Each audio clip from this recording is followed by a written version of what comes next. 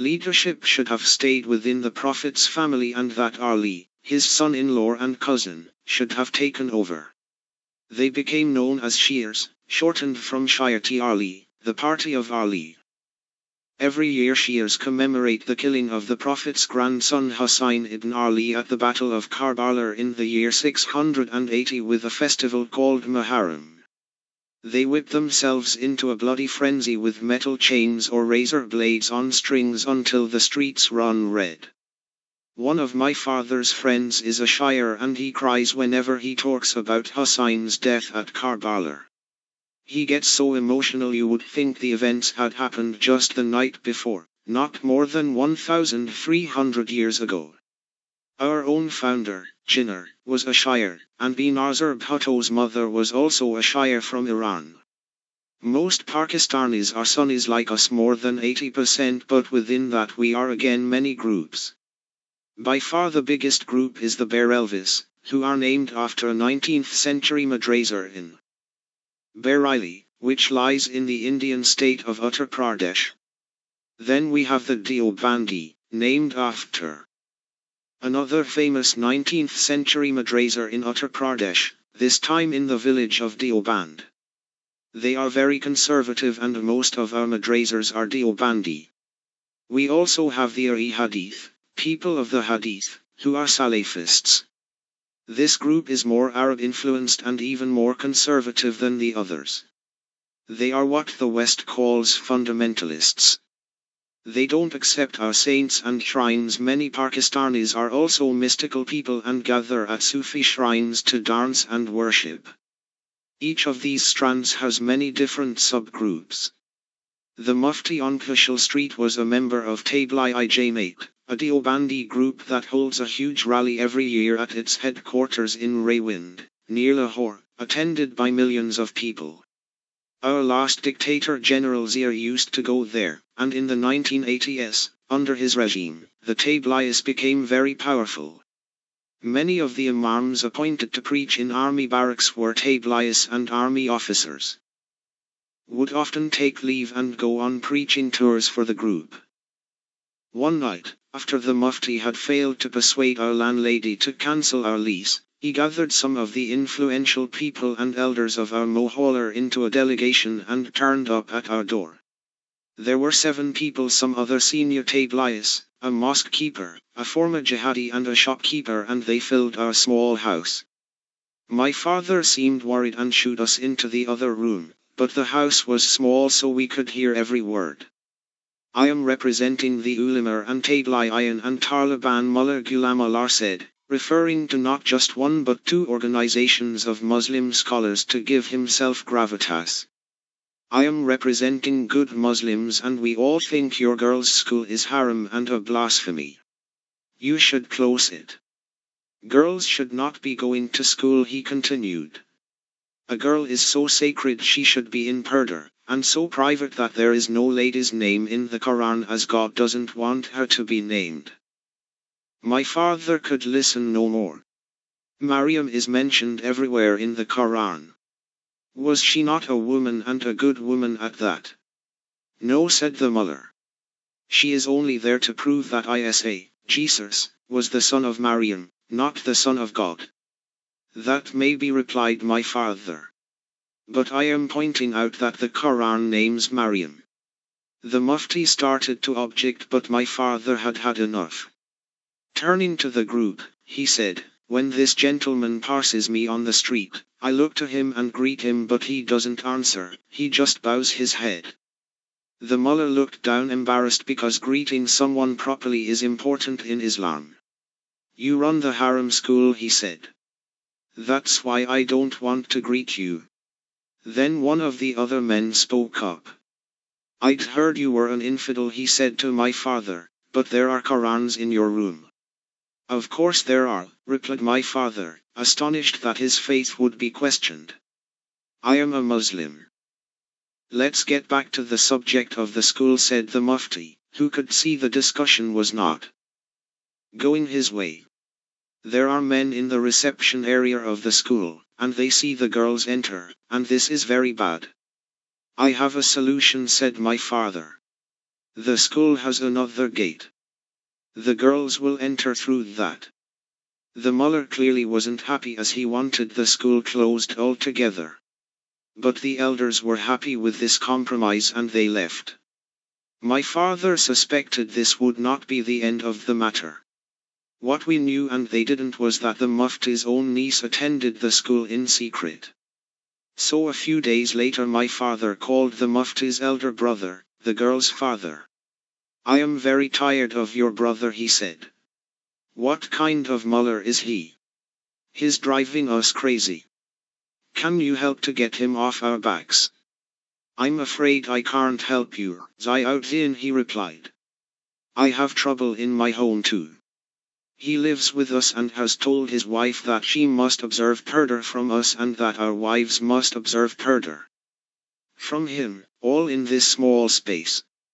Our wives are like sisters to him and his is like a sister to us, but this madman has made our house a hell. I am sorry but I can't help you. My father was right to think this man was not going to give up. Mullahs had become more powerful figures since Zier's rule and campaign of Islamization. In some ways General Musharraf was very different from General Zier. Though he usually dressed in uniform, he occasionally wore Western suits and he called himself Chief Executive instead of Chief Martial Law Administrator. He also kept dogs, which we Muslims regard as unclean. Instead of Zier's Islamization he began what he called enlightened moderation. He opened up our media, allowing new private TV channels and female news readers, as well as showing dancing on television. The celebration of Western holidays such as Valentine's Day and New Year's Eve was allowed. He even sanctioned an annual pop concert on the eve of Independence Day, which was broadcast to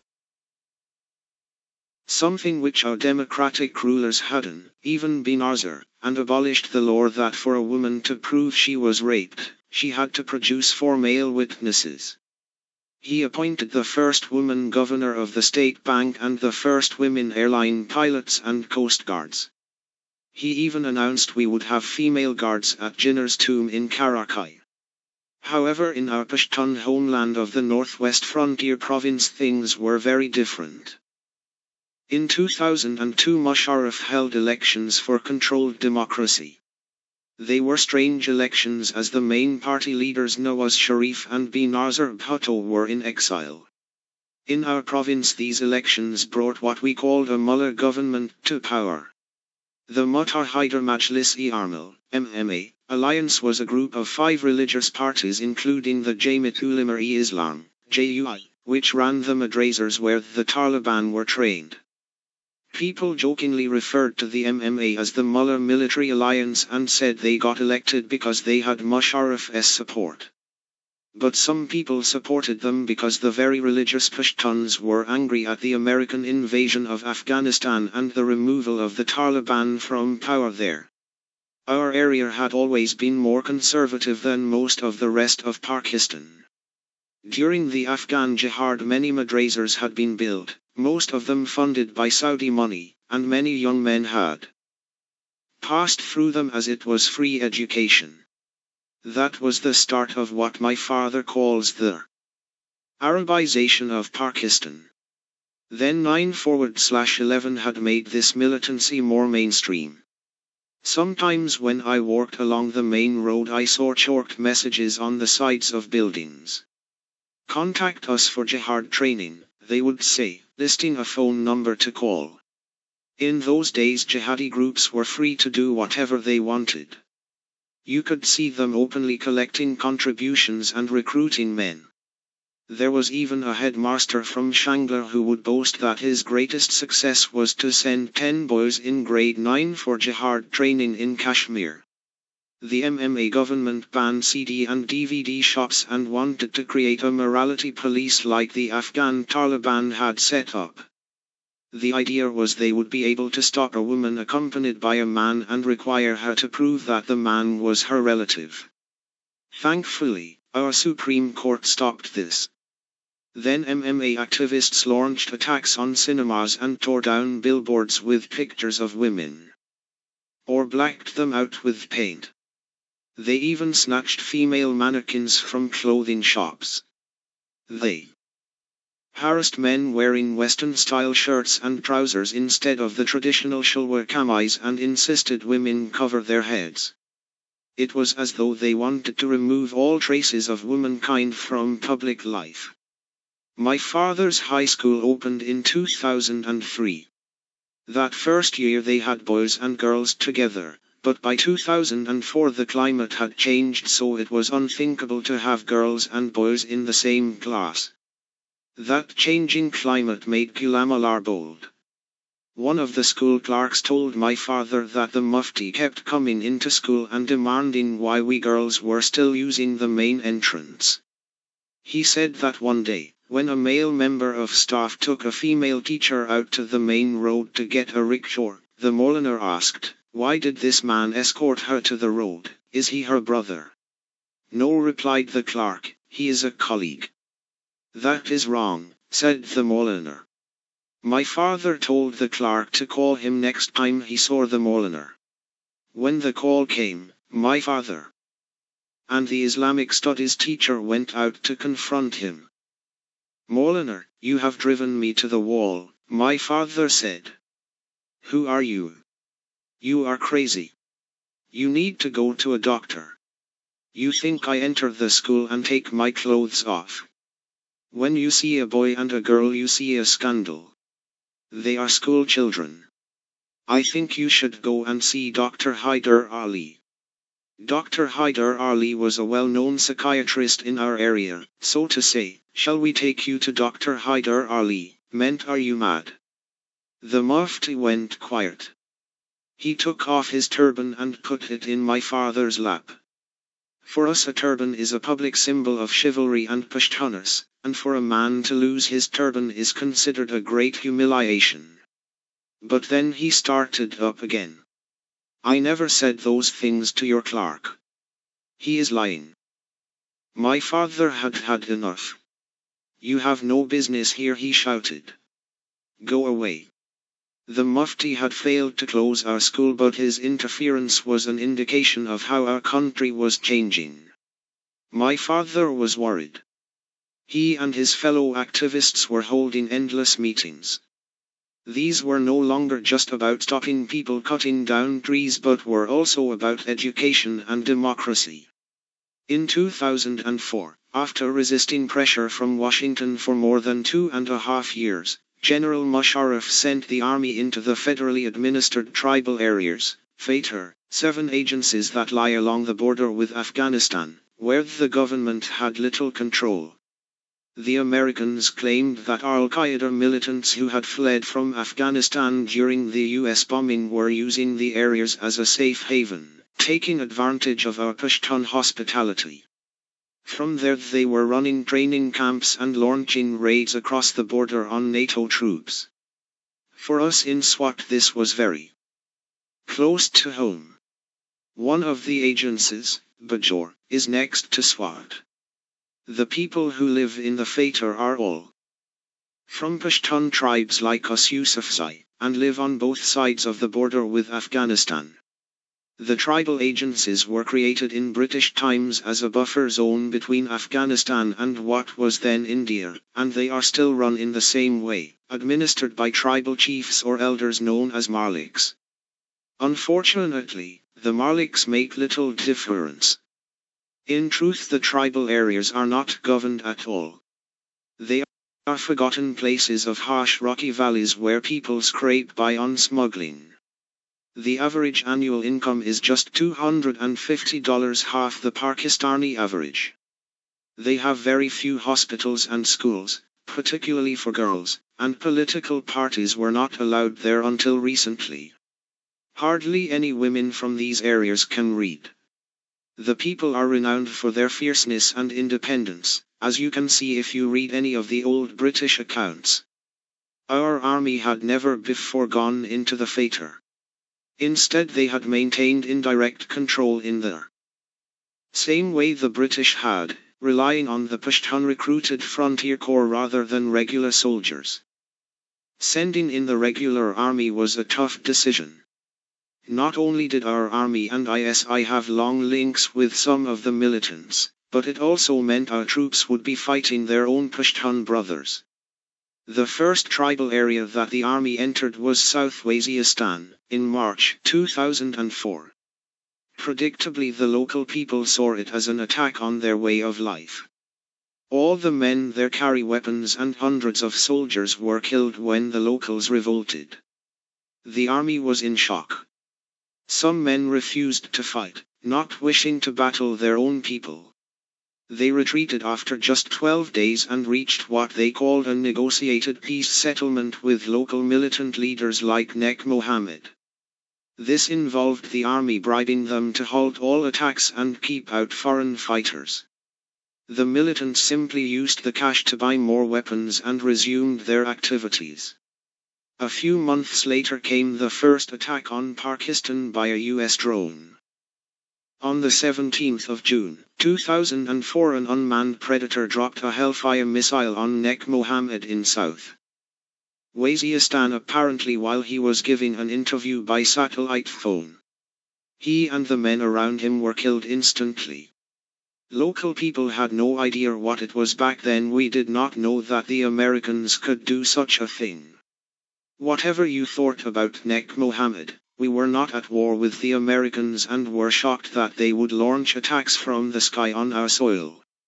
Across the tribal areas, people were angry and many joined militant groups or formed lashkars, local militias.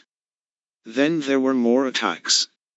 The Americans said that Bin Laden's deputy Ayman al-Zawahiri was hiding in Bajor and had taken a wife there.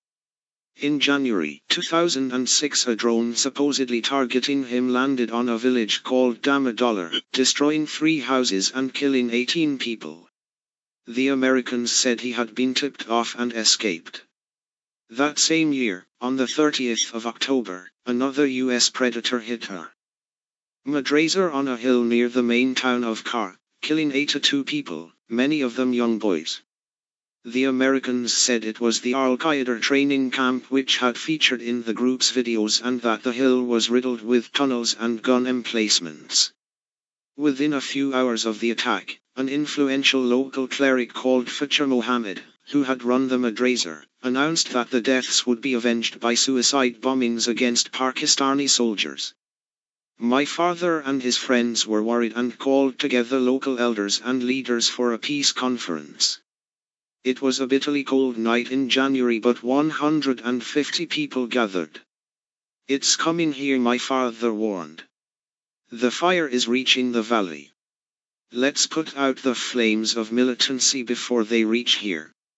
But no one would listen. Some people even laughed, including a local political leader sitting in the front row. "Mr. Khan," my father said to him, "you know what happened to the people of Afghanistan? They are now refugees and they're living with us. The same is happening with Bajor. The same will happen to us, mark my words, and we will have no shelter, no place to migrate to." But the expression on the man's face was mocking. "Look at this man," he seemed to be saying of my father. "I am a Khan. Who would dare kick me out of this area?" My father came home frustrated. "I have a school, but I am neither a Khan nor a political leader. I have no platform," he said. "I am only one small man." 8. The autumn of the earthquake. One fine October day when I was still in primary school, our desks started to tremble and shake.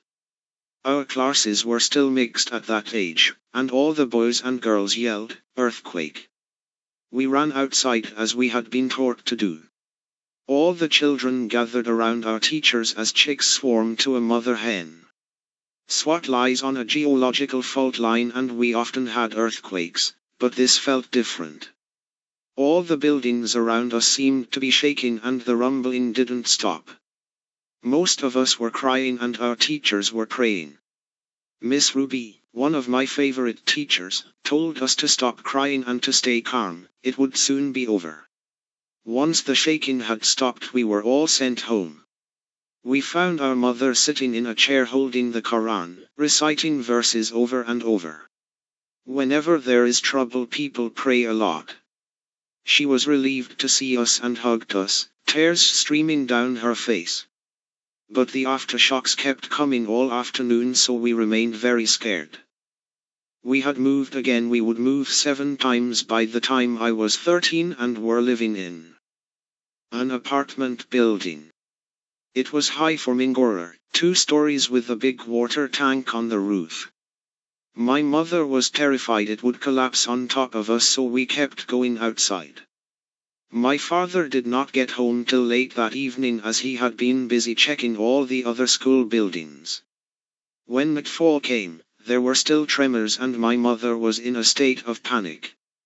Every time we felt a tremor, we thought it was the day of judgment. "We will be buried in our beds," she cried. She insisted we leave, but my father was exhausted, and we Muslims believe our fate is written by God. So he put me and my brothers Kushal and Atul, then just a baby, to bed. "Go wherever you want," he told my mother and cousin. "I am staying here. If you believe in God, you will stay here." I think when there is a great disaster or our lives are in danger, we remember our sins and wonder how we will meet God and whether we will be forgiven.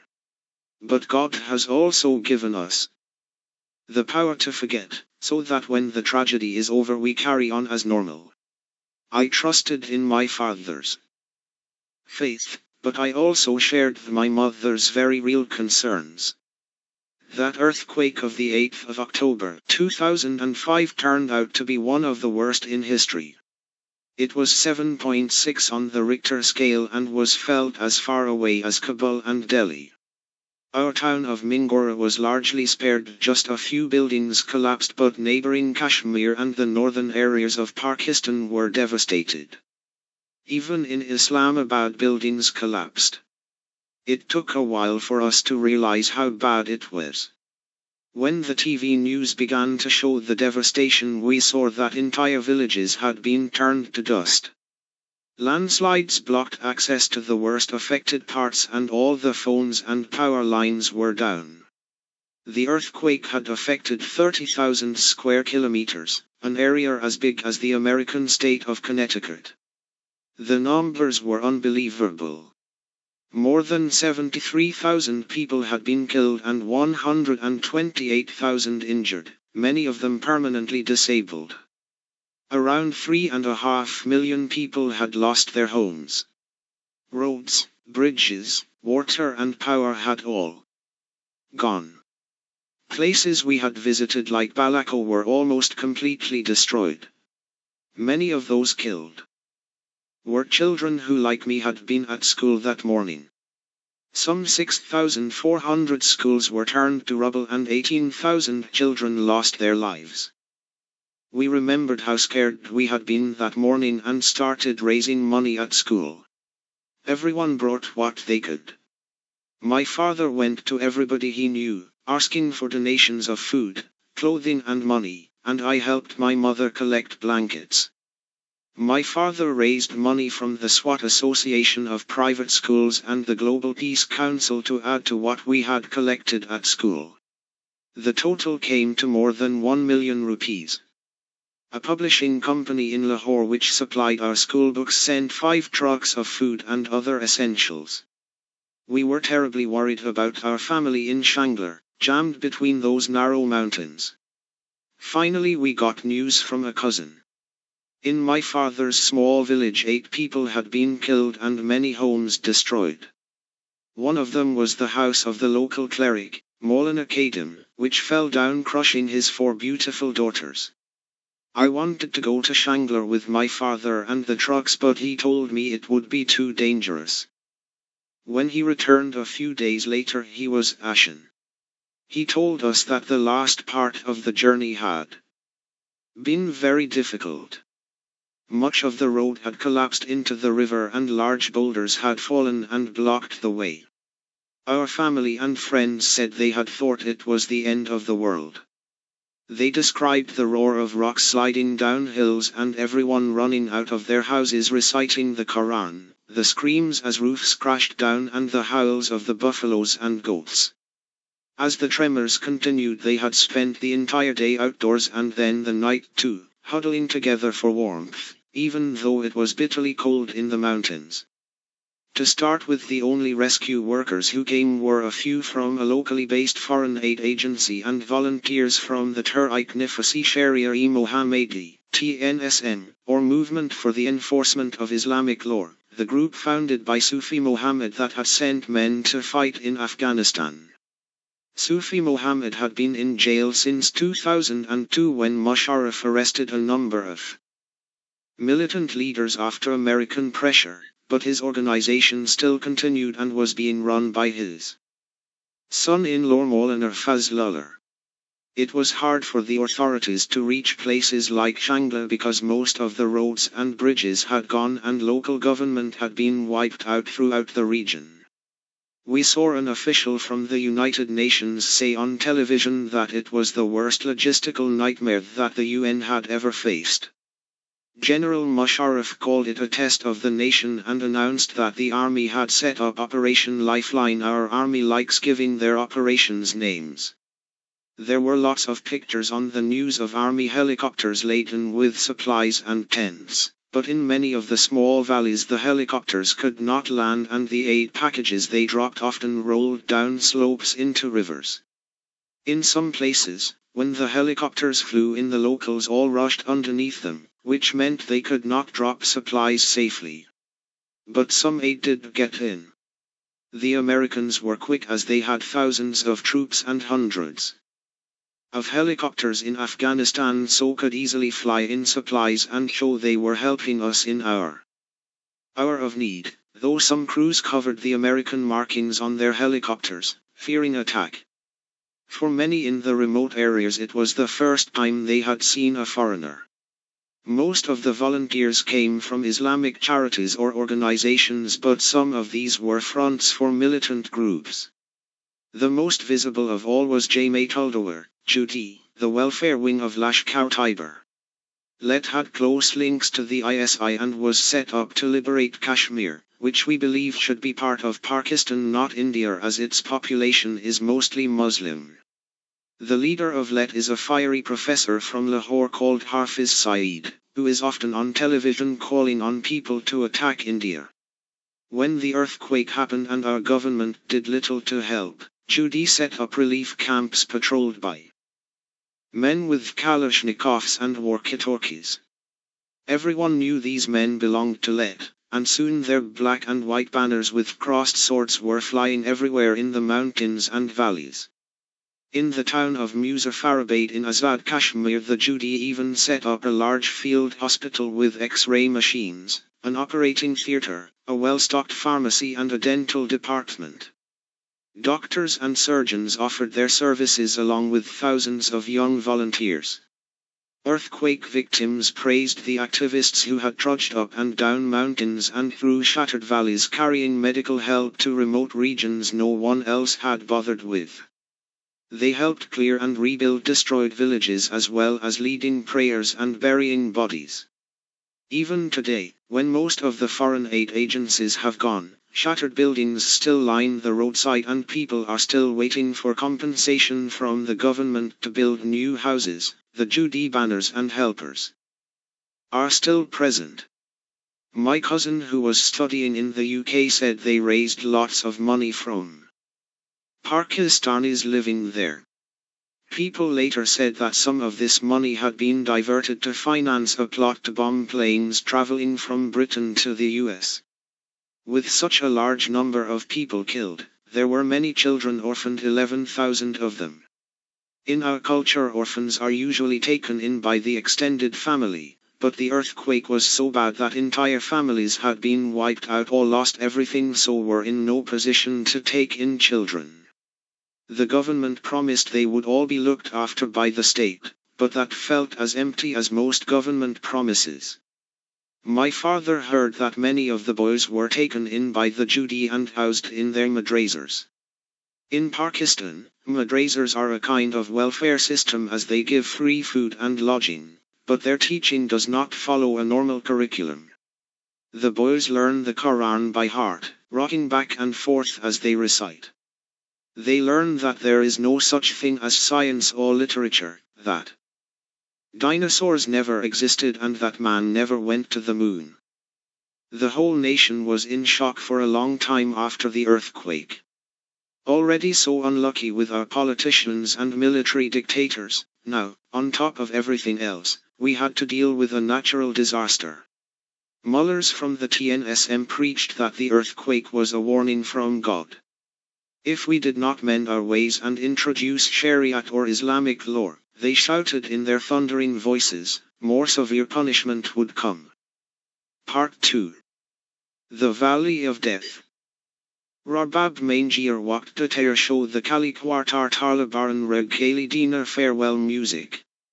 Even your sweetest tunes are best kept silent. The Taliban on the edge of the village have stilled all lips. 9. Radio Muller. I was 10 when the Taliban came to our valley. Monibur and I had been reading the Twilight books and longed to be vampires. It seemed to us that the Taliban arrived in the night just like vampires. They appeared in groups, armed with knives and Kalashnikovs, and first emerged in Upper Swat, in the hilly areas of Matar. They didn't call themselves Taliban to start with and didn't look like the Afghan Taliban we'd seen in pictures with their turbans and black-rimmed eyes. These were strange-looking men with long straggly hair and beards and camouflage vests over their shulwa kamis, which they wore with the trousers well above the ankle. They had jogging shoes or cheap plastic sandals on their feet, and sometimes stockings over their heads with holes for their eyes, and they blew their noses dirtily into the ends of their turbans. They wore black badges which said Shariat Yashar Hadat Sharia law or martyrdom, and sometimes black turbans, so people called them Tor Patki or the Black Turbaned Brigade. They looked so dark and dirty that my father's friend described them as people deprived of baths and barbers. Their leader was Maulana Fazlullah, a 28-year-old who used to operate the pulley chair to cross the Swat River and whose right leg dragged because of childhood polio. He had studied in the madrasa of Maulana Sufi Mohammed, the founder of the TNSM, and married his daughter. When Sufi Mohammed was imprisoned in a roundup of militant leaders in 2002, Fazlullah had taken over the movement's leadership. It was shortly before the earthquake that Fazlullah had appeared in Imamdari, a small village just a few miles outside Mingora on the other side of the Swat River, and set up his illegal radio station.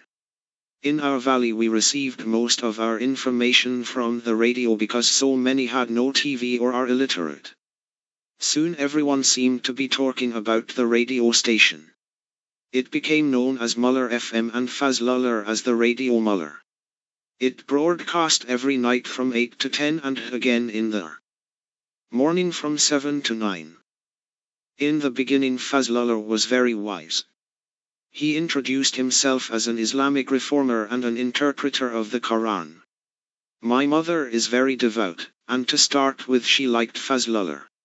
He used his station to encourage people to adopt good habits and abandon practices he said were bad.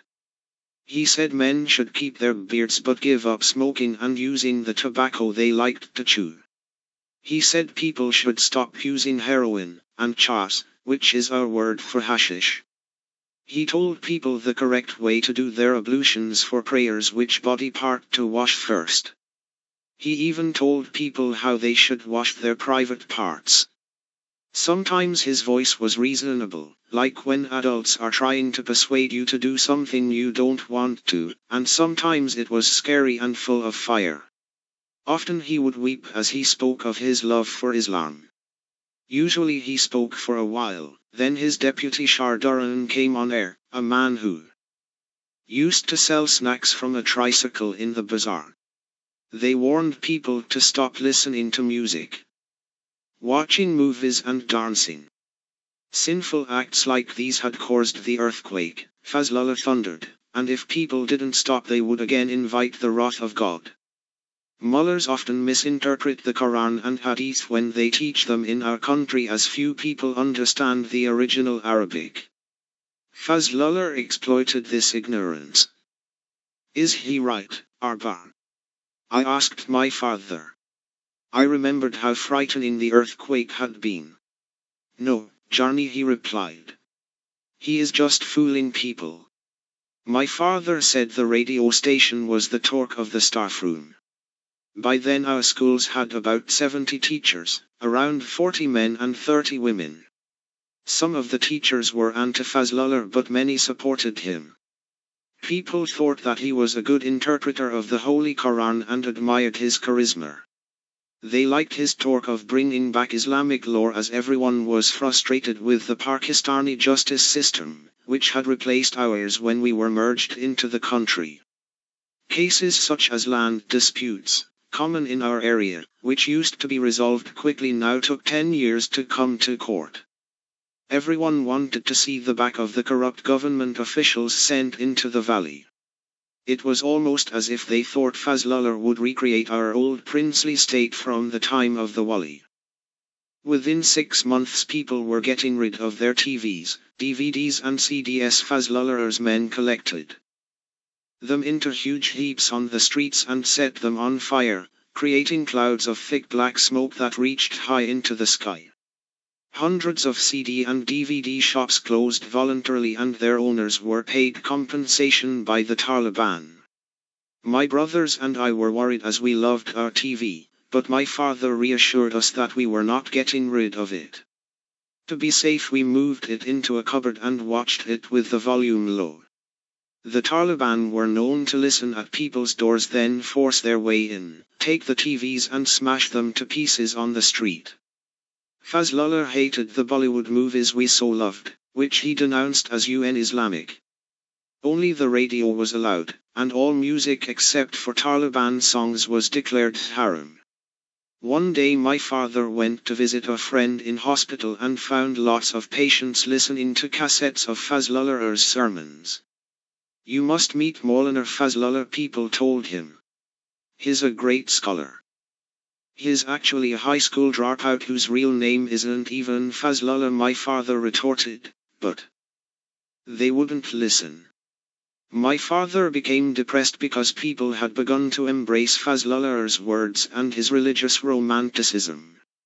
It's ridiculous, my father would say, that this so-called scholar is spreading ignorance.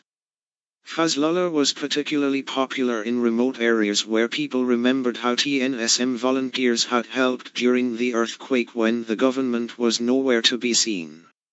On some mosques they set up speakers connected to radios so his broadcasts could be heard by everyone in the village and in the fields.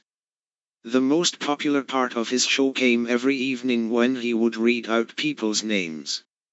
He'd say, Mr. So-and-so was smoking chas but has stopped because it's sinful, or Mr. X has kept his beard and I congratulate him, or Mr. Y voluntarily closed down his CD shop. He told them they would have their reward in the hereafter. People liked to hear their names on the radio. They also liked to hear which of their neighbors were sinful so they could gossip. Have you heard about so-and-so?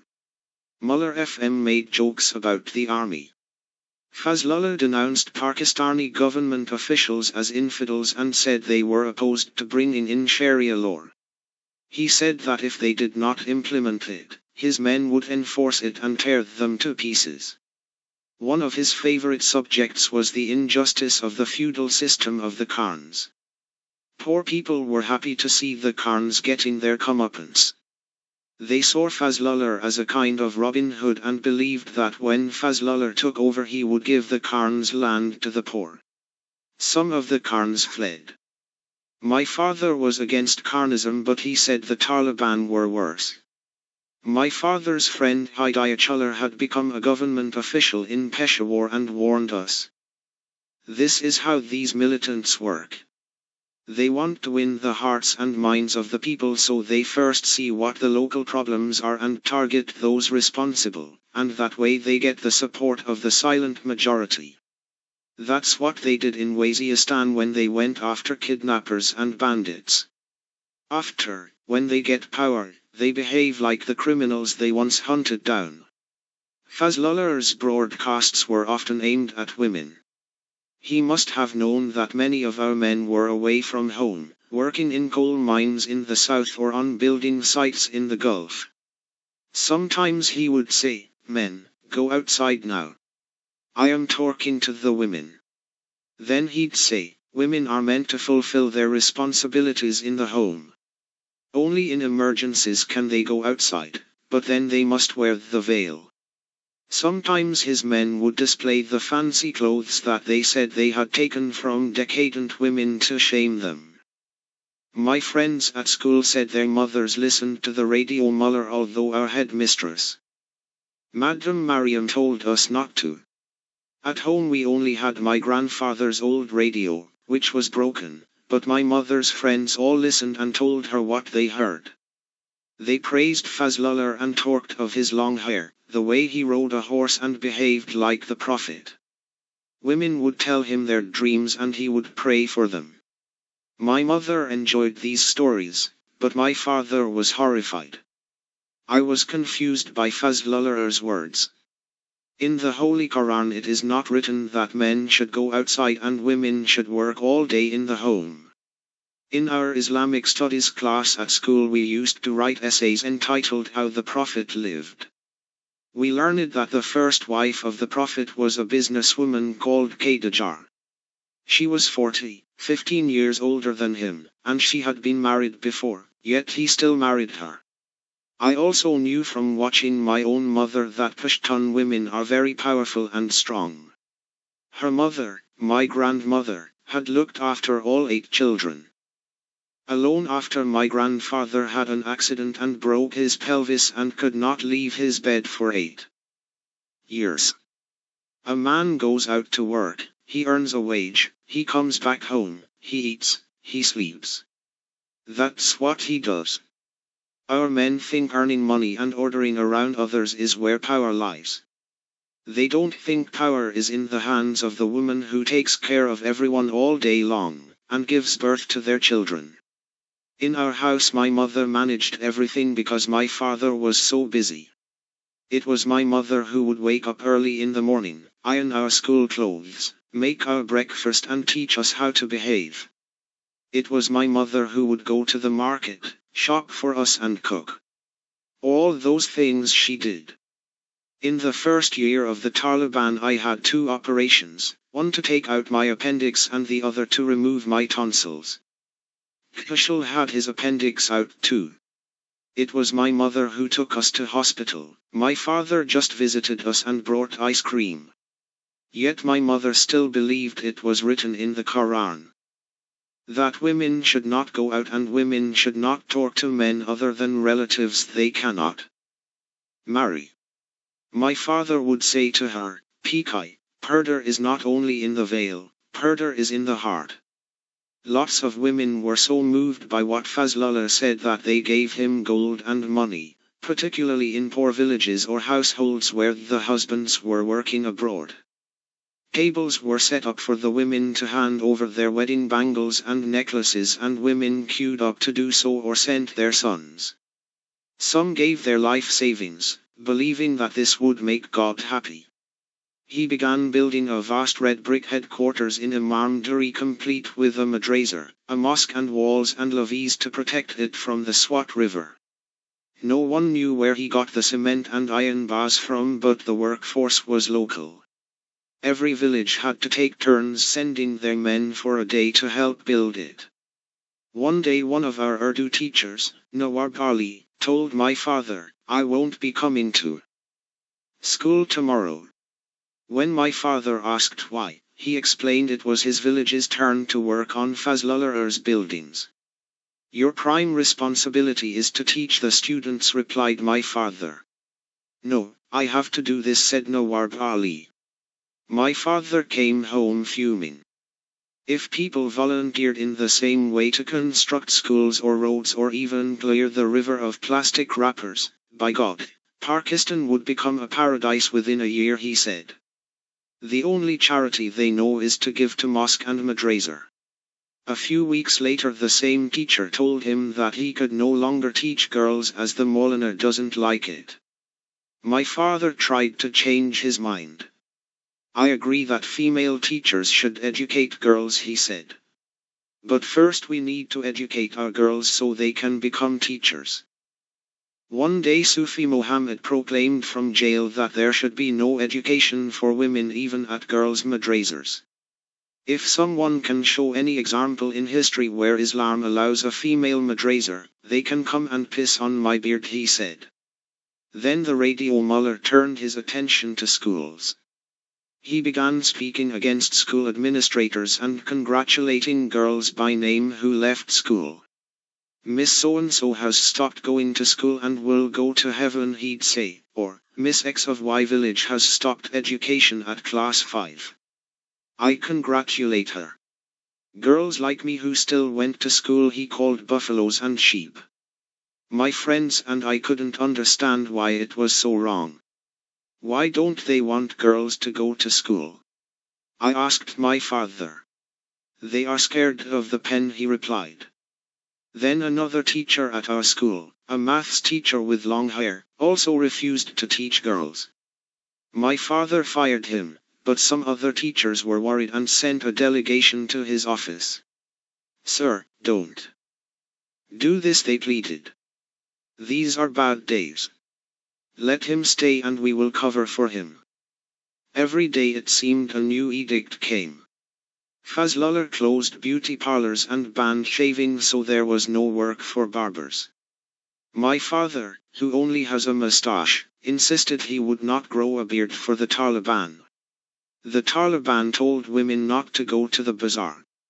I didn't mind not going to the China bazaar. I didn't enjoy shopping, unlike my mother, who liked beautiful clothes even though we didn't have much money. My mother always told me, hide your face, people are looking at you. I would reply, it doesn't matter, I'm also looking at them, and she'd get so cross. My mother and her friends were upset about not being able to go shopping, particularly in the days before the Eid holidays, when we beautify ourselves and go to the stalls lit up by fairy lights that sell bangles and henna. All of that stopped. The women would not be attacked if they went to the markets, but the Taliban would shout at them and threaten them until they stayed at home. One Talib could intimidate a whole village. We children were cross too. Normally there are new film releases for their holidays, but Fazlullah had closed the DVD shops. Around this time my mother also got tired of Fazlullah, especially when he began to preach against education and insist that those who went to school would also go to hell. Next Fazlullah began holding a shura, a kind of local court. People liked this as justice was speedy, unlike in Pakistani courts, where you could wait years and have to pay bribes to be heard. People began going to Fazlullah and his men to resolve grievances about anything from business matters to personal feuds. I had a 30-year-old problem and it's been resolved in one go, one man told my father. The punishments decreed by Fazlullah's shura included public whippings, which we had never seen before. One of my father's friends told him he had seen 3 men publicly flogged after the shura had found them guilty of involvement in the abduction of 2 women.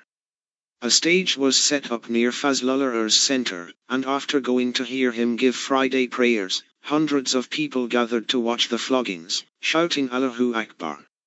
God is great, with each lash. Sometimes Fazlullah appeared galloping in on a black horse. His men stopped health workers giving polio drops, saying the vaccinations were an American plot to make Muslim women infertile so that the people of Swat would die out. To cure a disease before its onset is not in accordance with Sharia law, said Fazlullah on the radio. You will not find a single child to drink a drop of the vaccine anywhere in Swat. Fazlullah's men patrolled the streets looking for offenders against his decrees, just like the Taliban. Morality police we had heard about in Afghanistan. They set up volunteer traffic police called Falcon Commandos, who drove through the streets with machine guns mounted on top of their pickup trucks. Some people were happy. One day my father ran into his bank manager. "One good thing Fazlullah is doing is banning ladies and girls from going to the China bazaar, which saves us men money," he said. Few spoke out. My father complained that most people were like our local barber, who one day grumbled to my father that he had only 80 rupees in his till, less than a tenth of what his takings used to be. Just the day before, the barber had told a journalist that the Taliban were good Muslims. After Mullah FM had been on air for about a year, Fazlullah became more aggressive. His brother Maulana Liaquat, along with 3 of Liaquat's sons, were among those killed in an American drone attack on the madrasa in Bajor at the end of October 2006. 80 people were killed, including boys as young as 12, some of whom had come from Swat. We were all horrified by the attack and people swore revenge. 10 days later, a suicide bomber blew himself up in the army barracks at Dargai, on the way from Islamabad to Swat, and killed 42 Pakistani soldiers. At that time, suicide bombings were rare in Pakistan. There were 6 in total that year, and it was the biggest attack that had ever been carried out by Pakistani militants. At Eid we usually sacrifice animals like goats or sheep. But Fazlullah said, on this Eid 2-legged animals will be sacrificed. We soon saw what he meant. His men began killing Karns and political activists from secular and nationalist parties, especially the Awami National Party, ANP.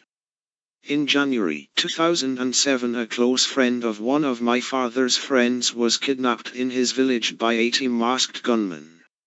His name was Malak Bakht Bader. He was from a wealthy Karn family and the local vice president of the ANP. His body was found dumped in his family's ancestral graveyard. His legs and arms had all been broken. It was the first targeted killing in Swat, and people said it was because he had helped the army find Taliban hideouts. The authorities turned a blind eye. Our provincial government was still made up of mullah parties who wouldn't criticize anyone who claimed to be fighting for Islam. At first we thought we were safe in Mingora, the biggest town in Swat. But Fazlullah's headquarters were just a few miles away, and even though the Taliban were not near our house, they were in the markets, in the streets and the hills. Danger began to creep closer. During Eid we went to our family village as usual. I was in my cousin's car, and as we drove through a river where the road had been washed away, we had to stop at a Taliban checkpoint. I was in the back with my mother. My cousin quickly gave us his music cassettes to hide in our purses. The Taliban were dressed in black and carried Kalashnikovs. They told us, "Sisters, you are bringing shame. You must wear burqas."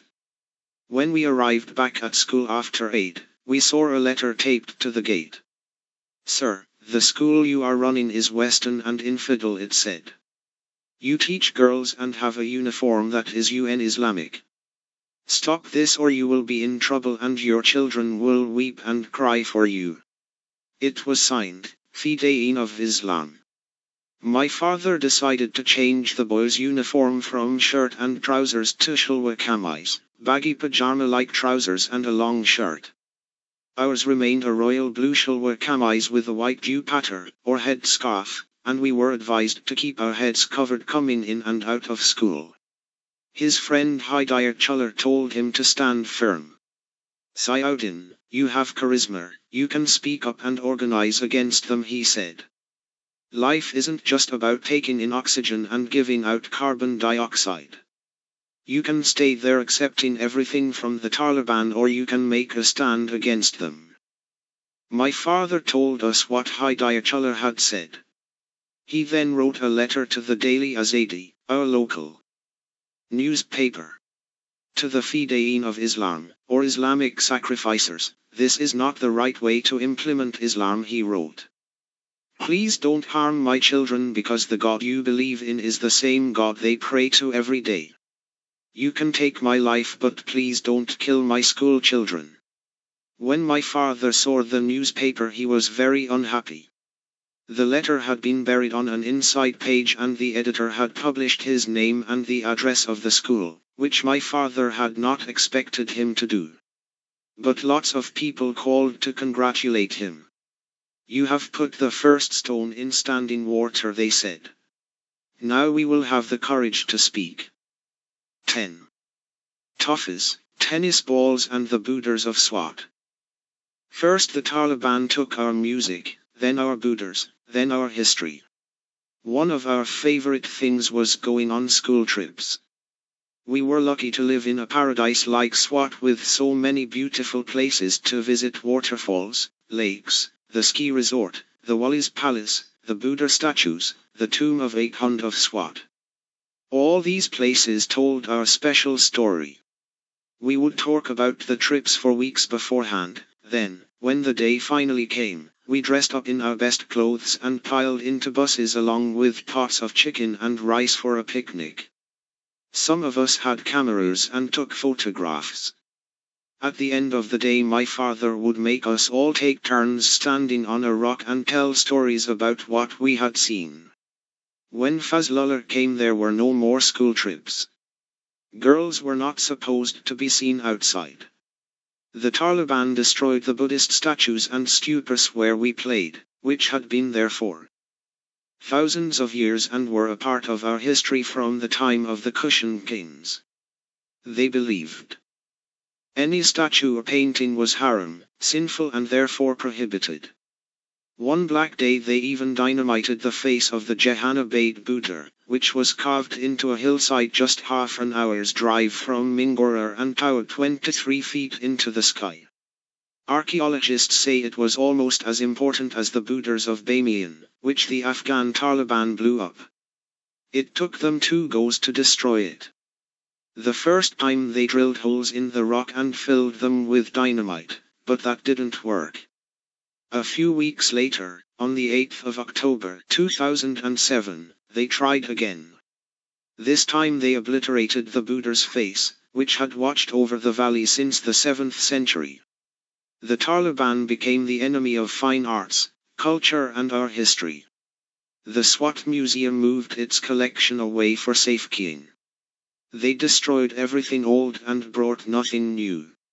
The Taliban took over the Emerald Mountain with its mine and began selling the beautiful stones to buy their ugly weapons.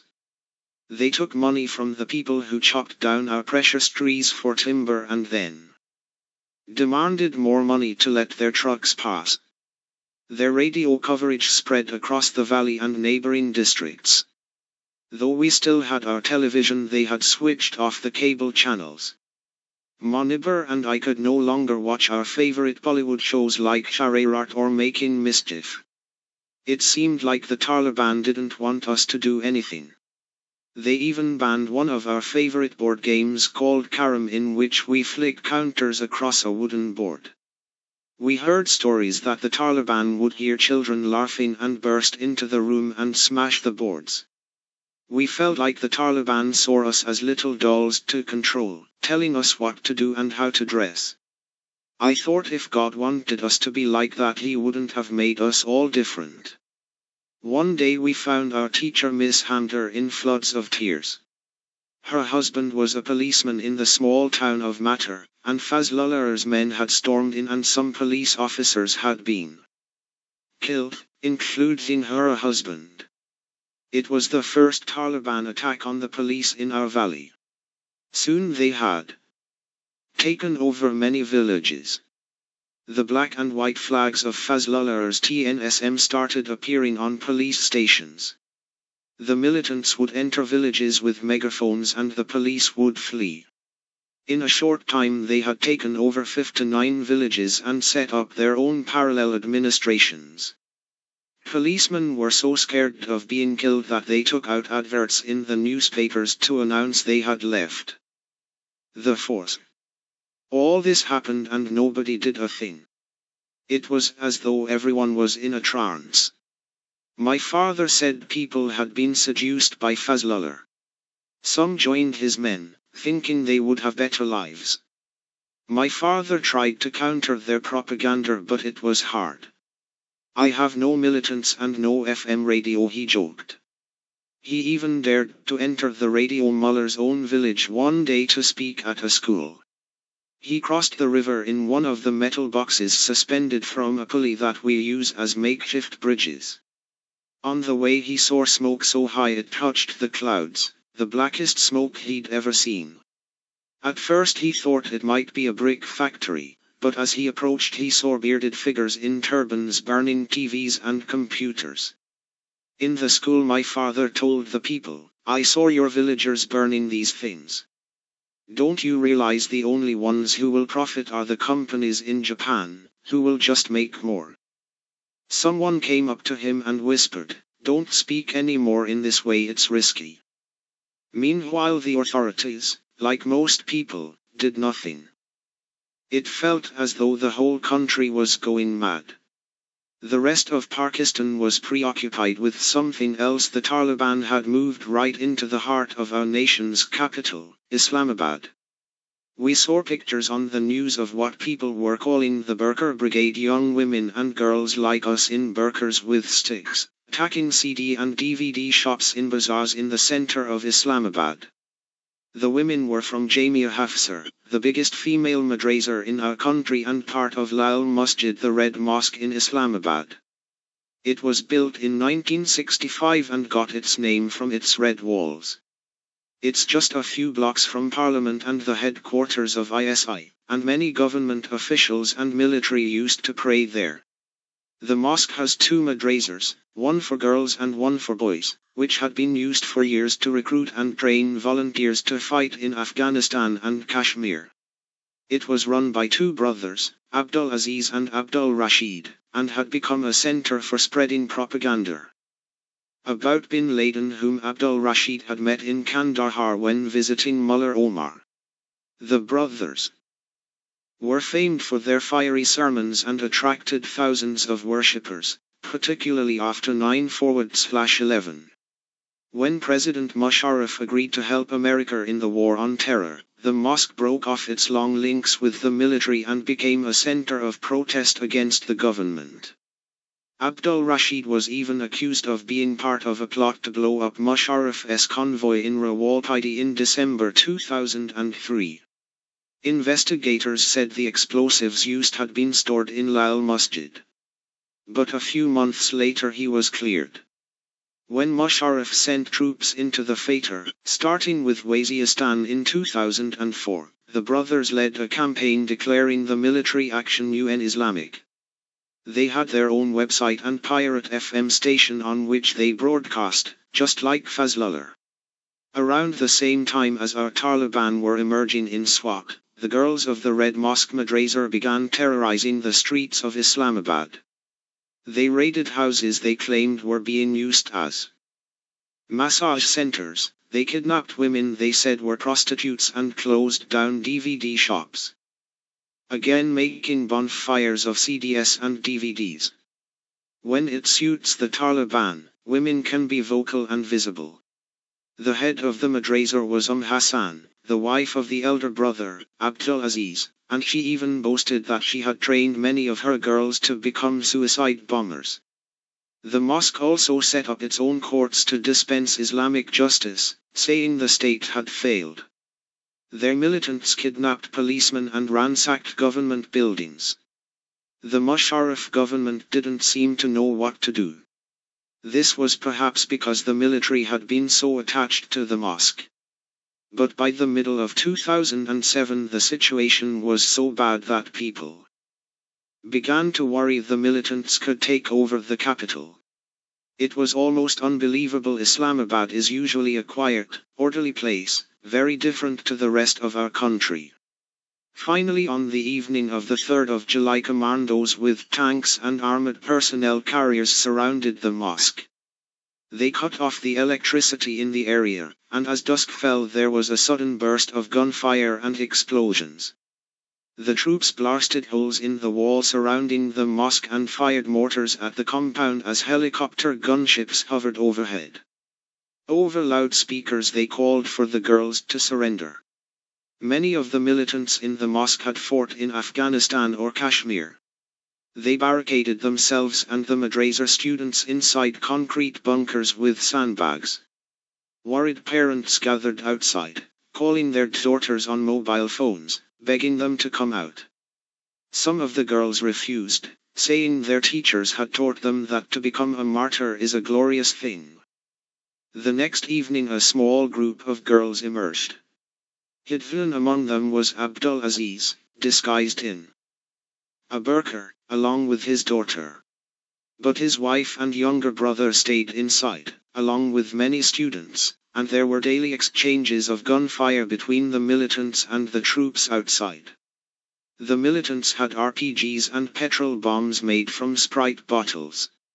The siege went on until late on the 9th of July, when the commander of the special forces outside was killed by a sniper in one of the minarets. The military finally lost patience and stormed the compound.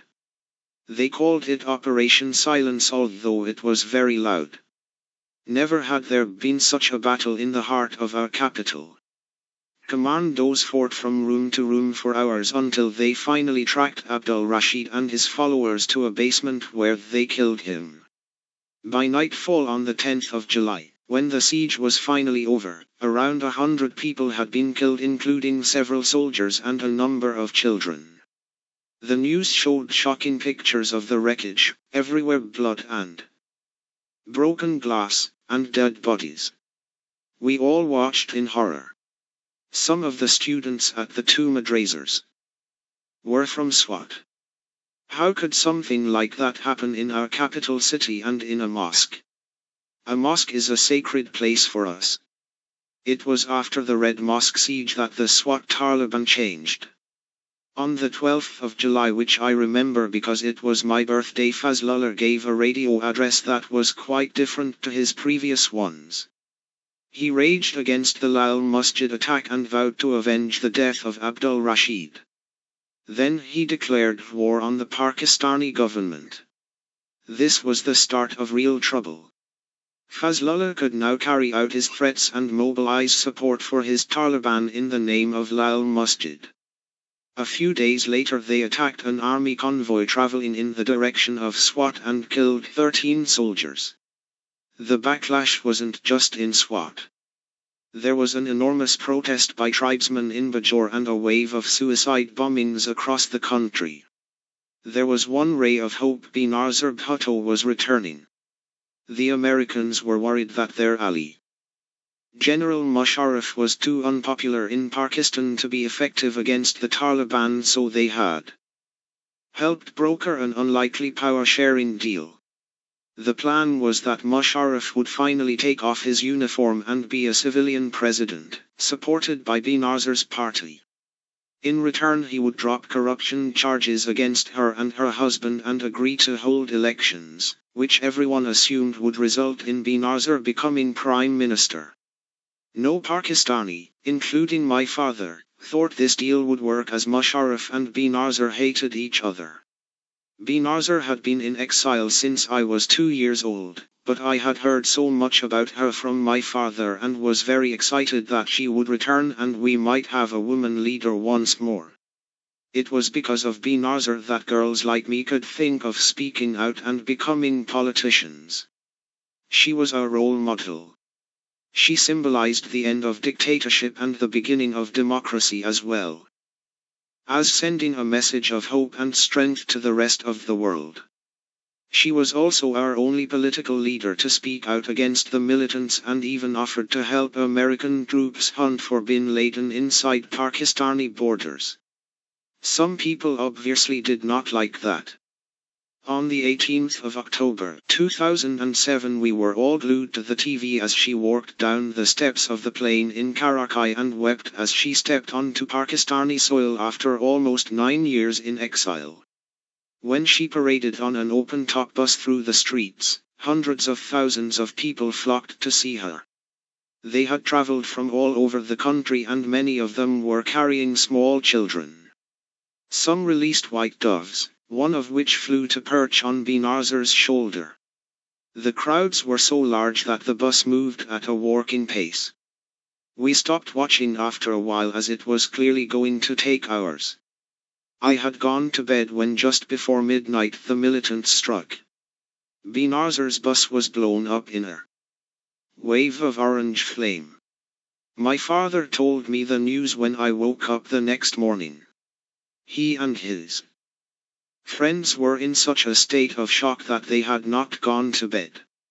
Luckily, Benazir survived because she had gone downstairs to an armored compartment to rest her feet just before the explosions, but 150 people had been killed. It was the biggest bomb ever to have gone off in our country. Many of the dead were students who had made a human chain around the bus. They called themselves martyrs for Benazir. At school that day everyone was subdued, even those who had opposed Benazir. We were devastated but also thankful that she had survived. About a week later the army came to Swat, making lots of noise with their jeeps and helicopters. We were at school when the helicopters first arrived and were very excited. We ran outside and they threw toffees and tennis balls down to us, which we rushed to catch. Helicopters were a rare sight in Swat, but since our house was close to the local army headquarters they sometimes flew right over us. We used to hold competitions for who would collect the most toffees. One day a man from along the street came and told us that it had been announced in the mosques that there would be a curfew the next day. We didn't know what a curfew was and were anxious. There was a hole in the wall to our neighbor's house, Safina's family, through which we used to communicate with them, and we knocked on the wall so they would come to the hole. "What does it mean, this curfew?" we asked. When they explained, we didn't even come out of our rooms because we thought something bad might happen. Later the curfew took over our lives. We heard on the news that Musharraf had sent 3,000 troops into our valley to confront the Taliban. They occupied all government and private buildings which they thought were of strategic importance. Until then it had seemed as if the rest of Pakistan was ignoring what was happening in Swat. The following day a suicide bomber attacked another army truck in Swat, killing 17 soldiers and 13 civilians. Then all that night we heard dar, the boom of cannons and machine guns from the hills. It was hard to sleep. On the TV the next day we heard that fighting had erupted in the hills to the north. School was closed and we stayed at home, trying to understand what was going on. The fighting was taking place outside Mingora, though we could still hear gunfire. The military said it had killed more than 100 militants, but then on the first day of November around 700 Taliban overran an army position at Heller. Some 50 men deserted from the Frontier Corps and another 48 were captured and then paraded around. Fazlullah's men humiliated them by taking their uniforms and guns and giving them each 500 rupees to make their way back. The Taliban then took 2 police stations in Heller and moved on to Madian, where more police officers gave up their weapons. Very quickly the Taliban controlled most of Swat outside Mingora. On the 12th of November Musharraf ordered 10,000 more troops into our valley with additional helicopter gunships. The army was everywhere. They even camped on the golf course, their big guns trained on the hillsides. They then launched an operation against Fazlullah which later became known as the First Battle of Swat. It was the first time the army had launched an operation against its own people outside the Fater. Police once tried to capture Fazlullah when he was speaking at a gathering, but a giant sandstorm blew up and he managed to escape. This added to his mystery and spiritual reputation. The militants did not give up easily. Instead they advanced to the east and on the 16th of November captured Al-Puri, the main town of Shanglar. Again local police fled without a fight. People there said Chechens and Uzbeks were among the fighters. We worried about our family in Shanglar, though my Father said the village was too remote for the Taliban to bother with and local people had made it clear they would keep them out. The Pakistan army had far more men and heavy weapons, so they quickly managed to recapture the valley. They took Imamdari, the headquarters of Fazlullah. The militants fled to the forests, and by early December the army said they had cleared most areas. Fazlullah retreated into the mountains. But they did not drive the Taliban away. This will not last, my father predicted. Fazlullah's group was not the only one causing havoc. All across northwestern Pakistan, different militant groups had emerged led by people from various tribal groups. About a week after the Battle of Swat, 40 Taliban leaders from across our province met in South Waziristan to declare war on Pakistan. They agreed to form a united front under the banner of Tehrik-i-Taliban Pakistan, TTP, or the Pakistan Taliban, and claimed to have 40,000 fighters between them. They chose as their leader a man in his late 30s called Baichullah Marsad, who had fought in Afghanistan. Fazlullah was made chief of the Swat sector. When the army arrived, we thought that the fighting would soon stop, but we were wrong. There was much more to come. The Taliban targeted not only politicians, MPs and the police, but also people who were not observing purdah, wearing the wrong length of beard or the wrong kind of shulwa kameez.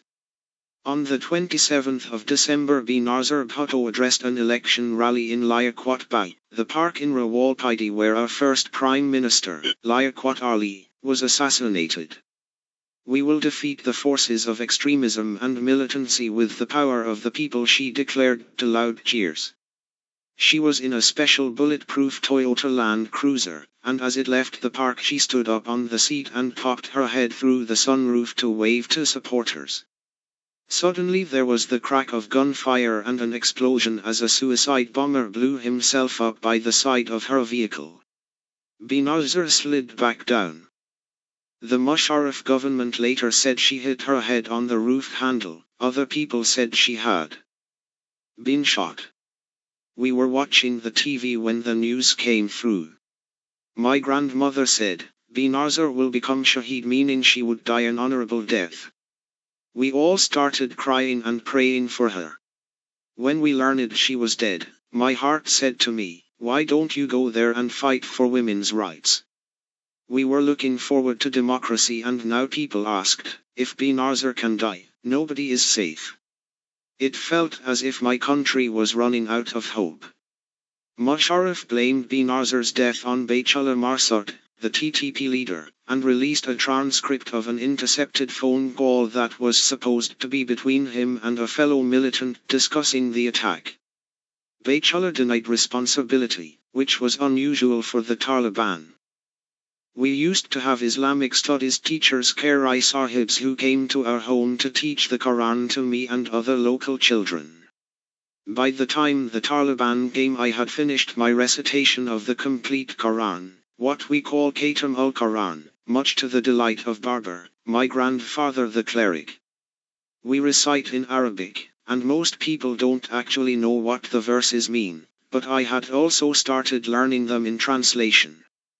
To my horror, one Qari Sahib tried to justify Benazir's assassination. It was a very good job she was killed, he said. When she was alive she was useless. She was not following Islam properly. If she had lived there would have been anarchy. I was shocked and told my father. We don't have any option. We are dependent on these mullahs to learn the Quran, he said. But you just use him to learn the literal meaning of the words, don't follow his explanations and interpretation. Only learn what God says. His words are divine messages, which you are free and independent to interpret. 11. The clever class. It was school that kept me going in those dark days. When I was in the street it felt as though every man I passed might be a Talib. We hid our school bags and our books in our shawls. My father always said that the most beautiful thing in a village in the morning is the sight of a child in a school uniform, but now we were afraid to wear them. We had moved up to high school. Madam Mariam said no one wanted to teach our class as we asked so many questions. We liked to be known as the clever girls. When we decorated our hands with henna for holidays and weddings, we drew calculus and chemical formulae instead of flowers and butterflies. My rivalry with Malka Enor continued, but after the shock of being beaten by her when she first joined our school, I worked hard and had managed to regain my position on the school honors board for first in class. She usually came second and Moniber third. The teachers told us. Examiners first looked at how much we had written, then presentation. Moniber had the most beautiful writing and presentation of the three of us, but I always told her she did not trust herself enough. She worked hard as she worried that if she got low marks her male relatives might use it as an excuse to stop her education. I was weakest in maths once I got 0 in a test, but I worked hard at it. My chemistry teacher Sir Abejullah, we called all our teachers Sir or Miss, said I was a born politician because, at the start of oral exams, I would always say, "Sir, can I just say you are the best teacher and yours is my favorite class?" Some parents complained that I was being favored because my father owned the school, but people were always surprised that despite our rivalry we were all good friends and not jealous of each other. We also competed in what we call board exams. These would select the best students from private schools in the district, and one year Malka Enor and I got exactly the same marks. We did another paper at school to see who would get the prize and again we got equal marks. So people wouldn't think I was getting special treatment. My father arranged for us to do papers at another school, that of his friend Ahmad Shah. Again we got the same, so we both got the prize. There was more to school than work. We liked performing plays. I wrote a sketch based on Romeo and Juliet about corruption. I played Romeo as a civil servant interviewing people for a job. The first candidate is a beautiful girl, and he asks her very easy questions such as, "How many wheels does a bicycle have?" When she replies, "2," he says, "You are so brilliant." The next candidate is a man, so Romeo asks him impossible things like, "Without leaving your chair, tell me the make of the fan in the room above us." "How could I possibly know?" asks the candidate. "You're telling me you have a PhD and you don't know," replies Romeo. He decides to give the job to the girl. The girl was played by Moniber, of course, and another classmate Atiyar played the part of my assistant to add some salt, pepper and masala with her witty asides. Everyone laughed a lot. I liked to mimic people, and in breaks my friends used to beg me to impersonate our teachers, particularly Sir Abejullah. With all the bad stuff going on in those days, we needed small reasons to laugh. The army action at the end of 2007 had not got rid of the Taliban. The army had stayed in Swat and were everywhere in the town, yet Fazlullah still broadcast every day on the radio, and throughout 2008 the situation was even worse than before with bomb blasts and killings.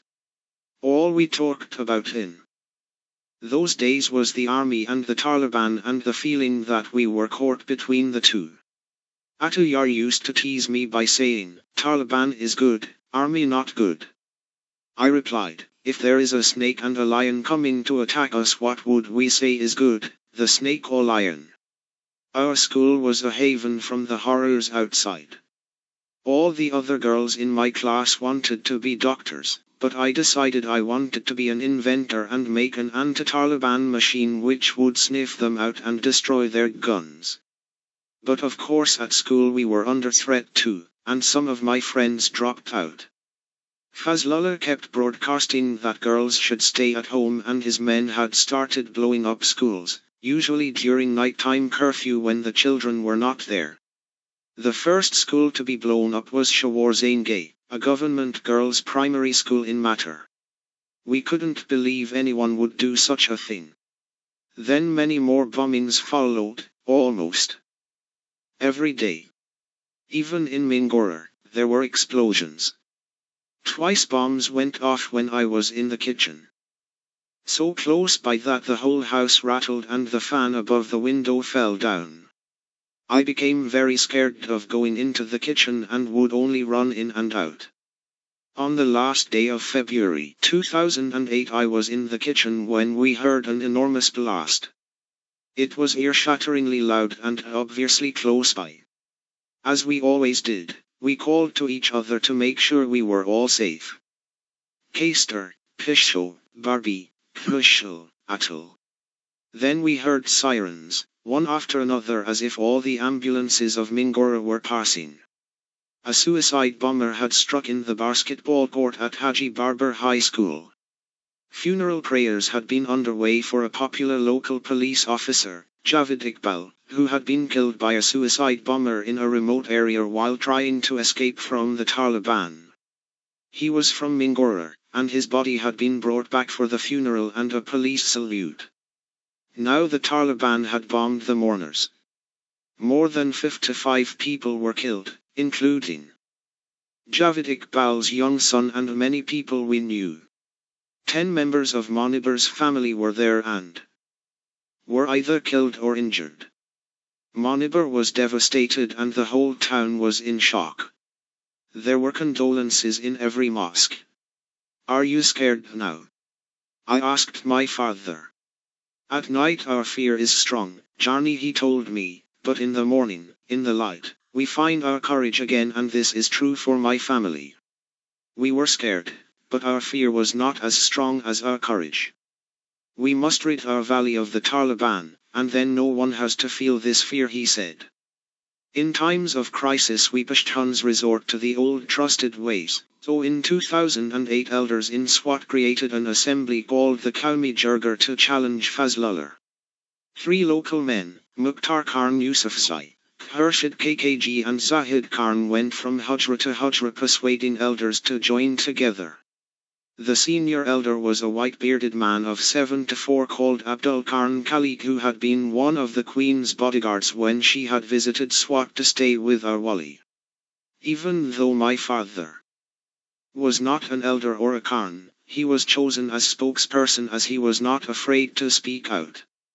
Though he was more poetic in Pashto, he could speak our national language, Urdu, and English fluently, which meant he was an effective communicator outside Swat as well as inside. Every day, on behalf of the Swat Council of Elders, he was at seminars or on the media challenging Fazlullah. "What are you doing?" he would ask. "You are playing havoc with our lives and our culture." My father would say to me, "Any organization which works for peace, I will join. If you want to resolve a dispute or come out from conflict, the very first thing is to speak the truth. If you have a headache and tell the doctor you have a stomach ache, how can the doctor help? You must speak the truth. The truth will abolish fear." When he met his fellow activists, particularly his old friends Ahmad Shah, Mohammad Farooq and Zahid Khan, I often went with him. Ahmad Shah also had a school, where Mohammad Farooq worked, and they would sometimes gather on his lawn. Zahid Khan was a hotel owner and had a big hujra. When they came to our house I would bring them tea, then sit quietly listening as they discussed what to do. "Malala is not just the daughter of Ziauddin," they would say, "she is the daughter of all of us." They went back and forth to Peshawar and Islamabad and gave lots of interviews on the radio, particularly to the Voice of America and the BBC, taking turns so there would always be one of them available. They told people that what was happening in Swat was not about Islam. My father said the Taliban presence in Swat was not possible without the support of some in the army and the bureaucracy. The state is meant to protect the rights of its citizens, but it's a very difficult situation. When you can't tell the difference between state and non-state and can't trust the state to protect you against non-state. Our military and ISI are very powerful and most people did not like to voice these things publicly, but my father and many of his friends were not scared. What you are doing is against our people and against Pakistan, he would say. Don't support Talibanization, it's inhuman. We are told that Swat is being sacrificed for the Sarkay of Pakistan, but no one and nothing should be sacrificed for the state. A state is like a mother, and a mother never deserts or cheats her children. He hated the fact that most people would not speak up. In his pocket he kept a poem written by Martin Niemöller, who had lived in Nazi Germany. First they came for the communists, and I didn't speak out because I wasn't a communist. Then they came for the socialists, and I didn't speak out because I wasn't a socialist. Then they came for the trade unionists, and I didn't speak out because I wasn't a trade unionist. Then they came for the Jews, and I didn't speak out because I was not a Jew. Then they came for the Catholics, and I didn't speak out because I was not a Catholic. Then they came for me, and there was no one left to speak for me. I knew he was right. If people were silent, nothing would change. At school my father organized a peace march and encouraged us to speak out against what was happening. Monibur put it well. We Pashtuns are a religion-loving people, she said. Because of the Taliban, the whole world is claiming we are terrorists. This is not the case. We are peace-loving. Our mountains, our trees, our flowers, everything in our valley is about peace. A group of us girls gave an interview on ATV Khyber, the only privately owned Pashto television channel, about girls dropping out of school due to militancy. Teachers helped us beforehand on how to respond to questions. I wasn't the only one to be interviewed. When we were 11 and 12, we did them together, but as we turned 13 or 14 my friends' brothers and fathers didn't allow them because they had entered puberty and should observe purdah, and also they were afraid. One day I went on Geo, which is one of the biggest news channels in our country. There was a wall of screens in their office. I was astonished to see so many channels. Afterwards I thought, the media needs interviews. They want to interview a small girl, but the girls are scared, and even if they're not, their parents won't allow it. I have a father who isn't scared, who stands by me. He said, you are a child and it's your right to speak. The more interviews I gave, the stronger I felt and the more support we received. I was only 11 but I looked older, and the media seemed to like hearing from a young girl. One journalist called me Takra Jenai, a bright shining young lady, and another said, you are Pakar Jenai, you are wise beyond your years. In my heart was the belief that God would protect me. If I am speaking for my rights, for the rights of girls, I am not doing anything wrong. It's my duty to do so. God wants to see how we behave in such situations. There is a saying in the Quran, the faucet has to go and the truth will prevail. If one man, Fazlullah, can destroy everything, why can't one girl change it? I wondered. I prayed to God every night to give me strength. The media in Swat were under pressure to give positive coverage to the Taliban, some even respectfully called the Taliban spokesman Muslim Khan School Dardar, when in reality he was destroying schools. But many local journalists were unhappy about what was happening to their valley, and they gave us a powerful platform as we would say things they didn't dare to. We didn't have a car, so we went by rickshaw, or one of my father's friends would take us to the interviews. One day my father and I went to Peshawar to appear on a BBC Urdu talk show hosted by a famous columnist called Waizullah Khan. We went with my father's friend Fazl Moller and his daughter. 2 fathers and 2 daughters. To represent the Taliban they had Muslim Khan, who wasn't in the studio. I was a bit nervous, but I knew it was important as many people all over Pakistan would be listening. How dare the Taliban take away my basic right to education? I said. There was no response from Muslim Khan because his phone interview had been pre-recorded. How can a recording respond to live questions? Afterwards people congratulated me. My father laughed and said I should go into politics. Even as a toddler you talked like a politician, he teased. But I never listened to my interviews.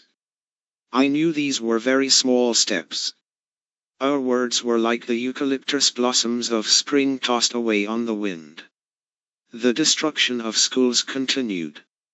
On the night of the 7th of October 2008 we heard a series of faraway blasts. The next morning we learned that masked militants had entered the Sangote Convent School for Girls and the Excelsior College for Boys and blown them up using improvised explosive devices, IEDs. The teachers had already been evacuated as they had received threats earlier. These were famous schools, particularly Sangote, which dated from the time of the last Wali and was well known for academic excellence. They were also big. Excelsior had over 2,000 pupils and Sangote had 1,000. My father went there after the bombings and found the buildings completely razed to the ground. He gave interviews to TV reporters amid broken bricks and burned books and returned home horrified. It's all just rubble, he said. Yet my father remained hopeful and believed there would be a day when there was an end to the destruction. What really depressed him was the looting of the destroyed schools. The furniture, the books, the computers were all stolen by local people. He cried when he heard this. They are vultures jumping on a dead body. The next day he went on a live show on The Voice of America and angrily condemned the attacks. Muslim Khan, the Taliban spokesman, was on the phone. What was so wrong with these two schools that you should bomb them? My father asked him.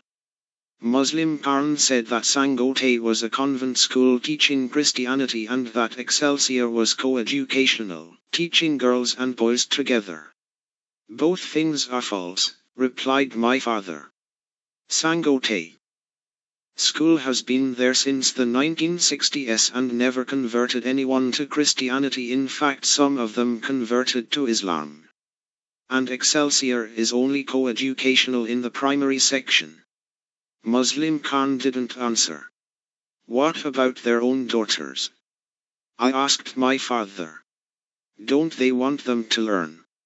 Our headmistress Madam Mariam had studied at Sangote, and her younger sister Aisha was a pupil there, so she and some of the other Sangote girls transferred to our school. The monthly school fees were never enough to cover all our outgoings, so the extra fees were welcome, but my father was unhappy. He went everywhere he could demanding the reconstruction of both schools. Once he spoke at a big gathering and held up an audience member's baby girl and said, "This girl is our future. Do we want her to be ignorant?" The crowd agreed that they would sacrifice themselves before giving up their daughter's education. The new girls had horrible stories. Aisha told us how one day on the way home from Sangote she had seen a Taliban holding up the severed head of a policeman by its hair, blood dripping from the neck. The Sangote girls were also very bright, which meant more competition. One of them, Ryder, was excellent at making speeches. She became a good friend of mine and of Monibir's, which sometimes caused fights as 3 is a tricky number. Monibir often brought food to school and would just bring one spare fork. Are you my friend or Ryder's? I asked Monibir. She laughed and said, we are all 3 good friends. By the end of 2008, around 400 schools had been destroyed by the Taliban. We had a new government under President Yousafzai, the widower of Benazir, but they didn't seem to care about Swat. I told people things would be different if Zadai's own daughters were at school in Swat. There were suicide bombings all over the country, even the Marriott Hotel in Islamabad had been blown up. In Swat it was safer in the town than in the remote areas, and many of our family came from the countryside to stay with us. The house was small and got very crowded with the cousins who already lived with us. There was little to do. We couldn't play cricket in the street or on the roof like we used to. We played marbles in the yard over and over again. I fought non-stop with my brother Kushal, and he would go crying to our mother. Never in history have Kushal and Malala been friends.